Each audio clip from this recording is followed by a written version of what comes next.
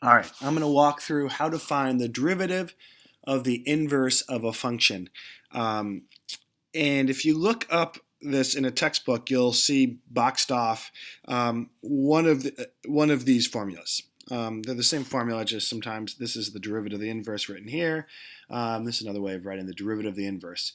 But then you have 1 over the derivative of the original function of the inverse taken at x, and it's like, what is going on? Where does this formula come from? Okay, if you're thinking that, I I was thinking the exact same thing. So here is a way of thinking about why it looks the way it does. So here's a function, and it is a one-to-one function, and here is a point on it, and this point is a comma b, and here's its inverse, and if this point a comma b is on this function, on the inverse is the point b comma a.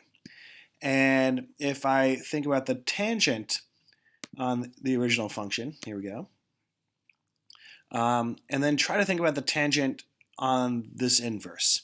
And so what I'm going to do is I'm going to draw a secant line, not the tangent. So if I press this, I'll get a secant here. And this is not the tangent, but if I move it to when it looks tangent, it's probably right about there. That looks tangent. So what do you notice? Well, if you look at it, they are crossing each other, and it looks like they're crossing each other here on y equals x. And so maybe I picked a special point where that's true. Well, I can move this point a little bit like that, and then try to move this so that I can have a tangent line again. And it looks like it's tangent right around there. And again, they look like they intersect right there on the y equals x line. So rather than do these secants, I'm going to actually hide the secant and show the tangent. So here we go.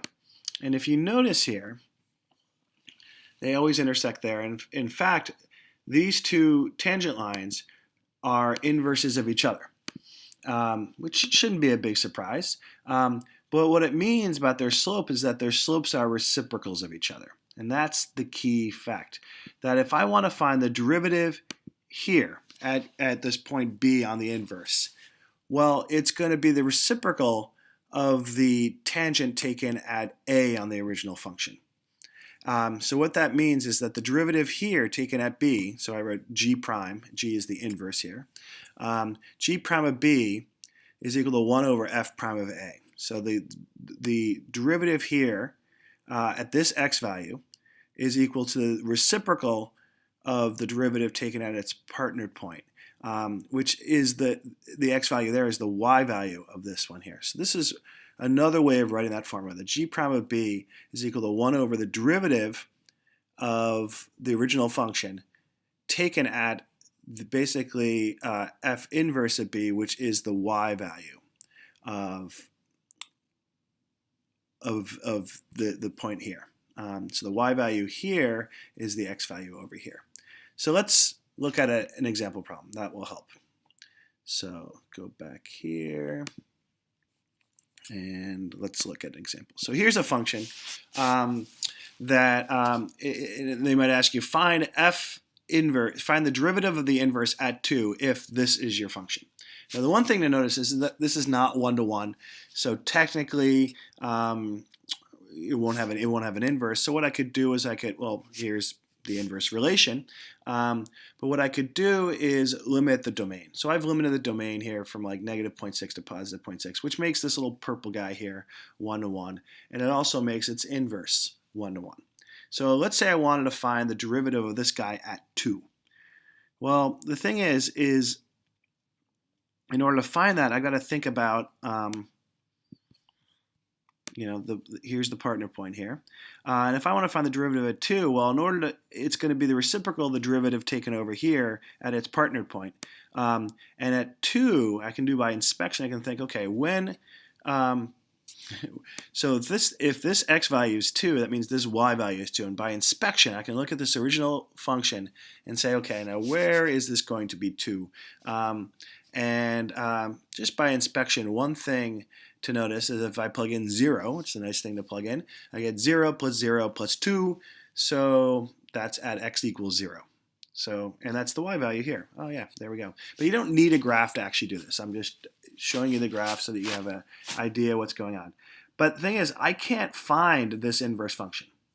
If you try to switch x and y and find that function, you can't. You can't isolate, like here, I can't isolate the x in this, and if I switch x and y, I can't isolate the y. So I cannot, I'm actually unable, it's impossible to find the inverse function.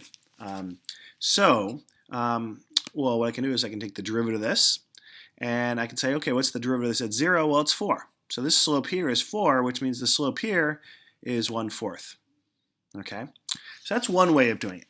Another way of doing it is to think about this function here, and here it is as y equals, and is to switch x and y, and that's the inverse. So this is the original function, this is this guy here, and then this is the inverse, where I've just switched x and y.